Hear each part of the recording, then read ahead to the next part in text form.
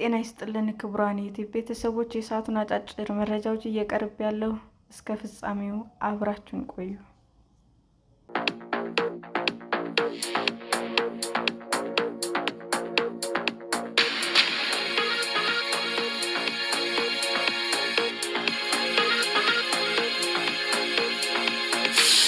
ሕግ አውጪ ተቋማትን በጥናትና በምርምር ይደግፋል የተባለ ተቋም ይፋ ተደረገ። ሕግ አውጪ ተቋማትን በጥናትና በምርምር መደገፍና አቅም ግንባታ ስራዎችን በማከናወን ለዲሞክራሲና ለሰላም እገዛ ያደርጋል የተባለለት ተቋም ተመስርቶ ስራ መጀመሩ ይፋ ተደረገ።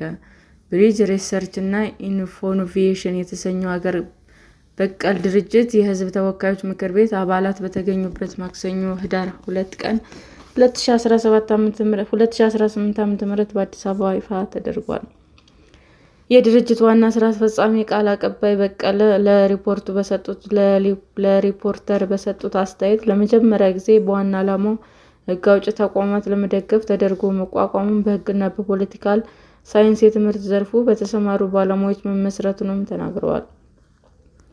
በፌዴራል መንግስት፣ በክልሎች በሚገኙ 18 የሕግ አውጪ ምክር ቤቶች ውስጥ ሊከናወኑ የሚችሉ ተግባራትን በመለየት ለጥናት ምርምር የሚያስፈልገውን ቅድመ ሁኔታ ጨርሶ ወደ ስራ መግባቱንም የገለጹት ዋና አስፈጻሚው በገለልተኝነት ሙያዊ እይታዎችን እናቀርባለን ብለዋል። የጥናት ምርምሩ ድርጅት በማህበረሰብና በሕዝብ ተወካዮች ምክር ቤቶች መካከል እንደ ድልድይ በመሆን በሲቪል ማህበረሰብ ድርጅቶችና በመምህራን ገሸሽ ተደርገው የቆዩና ያልተዳሰሱ ጉዳዮችን በመፈተሽ ለሀገርና ለዲሞክራሲ ስርዓት ግንባታ አስተዋጽኦ በማድረግ የተሻለ ሰላም ያሉትን ኢትዮጵያ ማየት የሚፈልግ የምርምር ተቋም መሆኑንም አስረድተዋል። በፓርላማ ከሚከናወኑ ተግባራት በተጨማሪ ቀጠናዊ የሆኑ የሰላምና የልማት ስራዎች በተለይም የሰላምና የልማት ስራዎች በተለይም በምስራቅ አፍሪካ በየነ መንግስት ድርጅት አካባቢ በሚደረጉ ሁነቶች በኢትዮጵያ ላይ ያላቸውን ተጽዕኖ የማጥናት የመመርመርና የማማከር ስራ እንደሚያከናውኑም አብራርተዋል። የሕዝብ ተወካዮች ምክር ቤት አባላት በአፍሪካ አህጉር ደረጃም ሆነ በኢትዮጵያ ከተመሰረቱ የሲቪል ማህበረሰብ ድርጅቶችና የጥናትና ምርምር ተቋማት በርካቶቹ ከመንግስታት ርዕዮተ ዓለም ጋር ብቻ በመጠበቅና ራሳቸውን የቻሉ አለመሆን የፋይናንስ ምንጫቸው ደጋፊያቸውን ዓላማ ብቻ የሚያንጸባርቁ ገለልተኛ መረጃ ከመስጠት ይልቅ ማስተጋባት ላይ የተጠመዱ በመሆናቸው ይህ ተቋም ከዚህ እሳቤ በጸዳ መንገድ ስራውን ያከናውናል ብለዋል። በኔዘርላንድ ኢንስቲትዩት የፖለቲካ አማካሪ ዘመላክ አየለ በውይይቱ ላይ በሰጡት አስተያየትም የጥናትና ምርምር ተቋም የተሻለ ሀገራዊ ፖሊሲዎች በእውቀት ላይ ተመስርተው እንዲወጡ፣ በጥናት ላይ ተመስርተው እውነተኛ መረጃ ለሕዝብ ማቅረብ እንዲቻል ማድረግ፣ የፖሊሲ አወጣጥ ሂደቶች ትክክለኛውን ሂደትና ዝግጅት የተከተሉ መሆናቸውን ማረጋገጥ እንደሚገባቸው ተናግረዋል።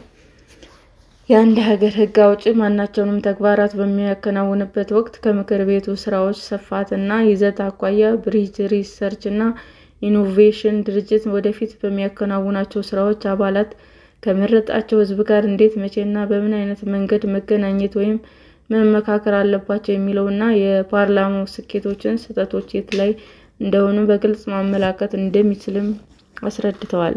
የሕዝብ ተወካዮች ምክር ቤት ጽሕፈት ቤት ምክትል ዳይሬክተር ንጉስ መሸሻ የጥናትና ምርምር ተቋማት ወደ ምክር ቤት የሚመጡ ችግሮችና አስተያየቶች በእውቀት ላይ የተመሰረቱ ውሳኔዎች እንዲሰጡባቸው የሚያደርጉ መሆናቸውን ገልጸው ይህ ተቋም በፓርላማ በሚሰነዘሩ የሕዝብ ተወካዮች ላይ ጥናት ምርምር ያደርጋል ብለዋል። በፓርላማው ያልተፈቱና በማህበረሰቡ የሚነሱ ጉዳዮች ምንድናቸው የሚሉት ከምክር ቤቶች ከሌሎችም የመንግስት ተቋማት ጋር በመተባበር ጥናት ምርምር እንደሚያደርጉ፣ በተጨማሪ የጥናት ምርምር ተቋም በራሱ የሚያመጣቸው ሳይንሳዊ ምክር ሀሳቦች ከምክር ቤቱ ፍላጎት ጋር በማጣጣም ለሕዝብ ሀገር የሚጠቅሙ ተግባራት ይከናወናሉ ብለዋል።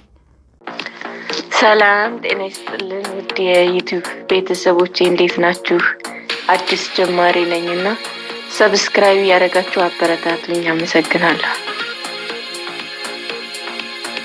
ክቡራን የዩቲዩብ አድማጮቻችን ለሰዓቱ ያቀረብኩላችሁ አጫጭር መረጃዎች ይህንን ይመስል ነበር። በሌላ መረጃ እስክንገናኝ ሼር፣ ላይክ፣ ሰብስክራይብ እንዲሁም ቢቀርብልን የምትሉት መረጃ ካለ ኮሜንት እያደረጋችሁ ቸር ቆዩን።